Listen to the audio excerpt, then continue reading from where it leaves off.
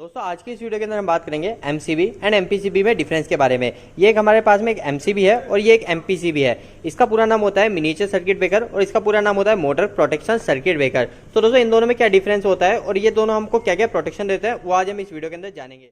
दोस्तों सबसे पहली बात करेंगे एमसीबी की। तो एमसीबी और एमपीसीबी में सबसे पहला डिफरेंस आपको ये जानना चाहिए कि एमसीबी कभी भी हमारी जो रेटिंग होती है एमसीबी की, वो एमसीबी की रेटिंग होती है तो 20 एम्पियर होगी, 30 एम्पियर होगी, 40 एम्पियर होगी, यानी एक फिक्स रेटिंग होती है। पर जो एमपीसीबी है, इस एमपीसीबी की रेटिंग हमेशा एडजस्टेबल होती है। अब एडजस्टेबल का मतलब क्या होता है दोस्तों, जैसे ये एमपीसीबी है तो इस एमपीसीबी की जो रेटिंग है वो है 10 एम्पियर से 13 एम्पियर के बीच में। इस एमपीसीबी की रेटिंग है 1 से 2 एम्पियर के बीच में। मतलब इसकी रेटिंग हमेशा हम एडजस्ट कर सकते हैं, यानी फिक्स रेटिंग नहीं होती। जैसे एमसीबी की है 20 एम्पियर, 30 एम्पियर, ऐसा इसमें फिक्स रेटिंग नहीं होती है।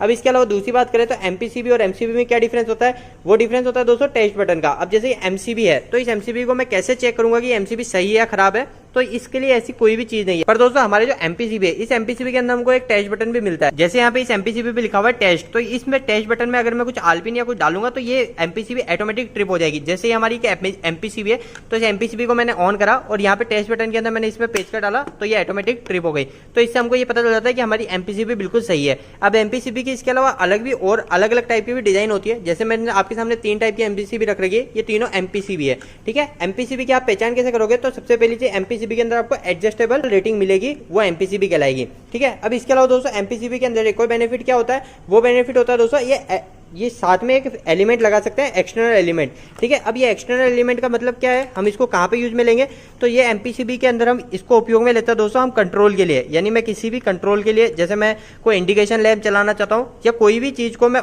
एक फंक्शन और ऑपरेट कराना चाहता हूँ इस एमपीसीबी के थ्रू, तो वो सब चीज मैं इससे कंट्रोल में ले सकता हूँ, ये मैं इसमें एडजस्ट कर सकता हूँ। पर दोस्तों इसके अंदर एमसीबी के अंदर मेरे को ये कोई सुविधा नहीं मिलती है। एमसीबी के अंदर मैं कोई भी एलिमेंट या फिर कोई भी एड ऑन ब्लॉक पुट नहीं कर सकता हूँ। तो दोस्तों आप प्रोटेक्शन की बात करते हैं कि एमपीसीबी और एमसीबी में हमको क्या क्या प्रोटेक्शन मिलती है।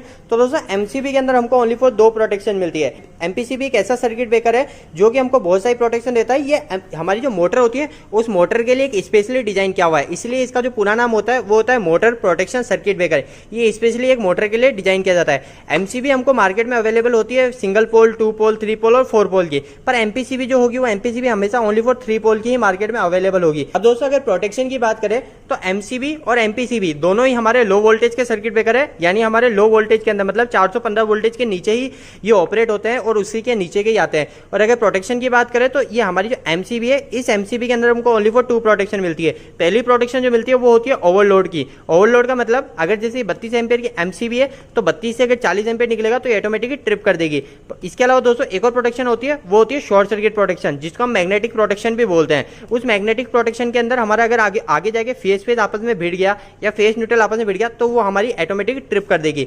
पर दोस्तों हमारी जो एमपीसीबी है, जैसे मैंने आपको बताया कि एमपीसीबी हमारा एक कॉम्बो पैक है जो हमारी पूरी मोटर को हर फॉल्ट से प्रोटेक्शन देता है। तो एमपीसीबी हमको जो प्रोटेक्शन देती है वो हमको कुछ मैं प्रोटेक्शन के नाम बताता हूँ, वो सारी प्रोटेक्शन हमको एमपीसीबी देती है। सबसे पहली प्रोटेक्शन जो मैंने आपको बताया जो एमसीबी भी देती है, शॉर्ट सर्किट प्रोटेक्शन और ओवरलोड प्रोटेक्शन, ये दोनों प्रोटेक्शन हमारी एमपीसीबी देती है।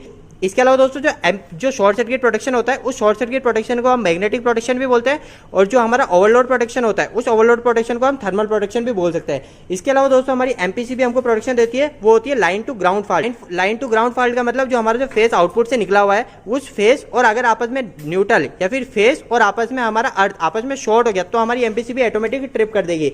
इसके अलावा एक और प्रोटेक्शन होती है वो होती है लाइन टू लाइन, मतलब जो अगर फेस आपस में भिड़ गया या फिर हमारा फेस ग्राउंड से भिड़ गया, न्यूट्रल से भिड़ गया, वो सारी प्रोटेक्शन हमारे को एमपीसीबी देती है। इसके अलावा दोस्तों एमपीसीबी के अंदर एक फायदा होता है, वो होता है दोस्तों अनबैलेंसिंग फेज का। अगर हमारे फेज आपस में कम ज्यादा आ रहे हैं, जैसे एक के अंदर वोल्टेज हमारे हाई आ रहे हो, दूसरे के अंदर कम आ रहे हैं, यानी डिफरेंस ज्यादा होना चाहिए उसमें भी, यानी फेज फेलियर की भी प्रोटेक्शन हमको एमपीसीबी देती है। जैसे हमारे 2 फेज हो गई मोटर तो वो ऑटोमेटिकली ट्रिप कर देगी।